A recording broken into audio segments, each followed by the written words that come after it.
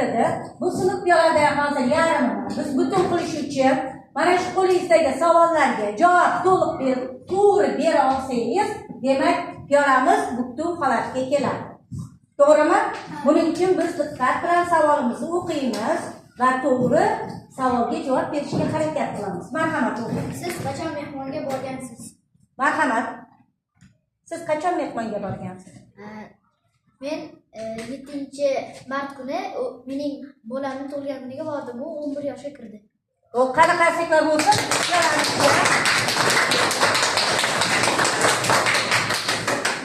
o'tirdik. Keyingi qizimiz. Mehmonda bolalar to'polon qilib o'tirishi kerakmi? Yo'q, bolalar to'polon qilmay o'tirishi kerak. Xo'p, yaxshi.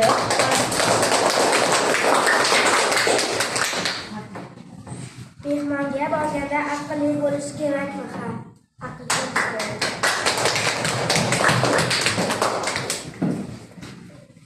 Mehmonga borganda qanday o'tirish kerak? Odobli, axloqli bo'lib o'tirish kerak.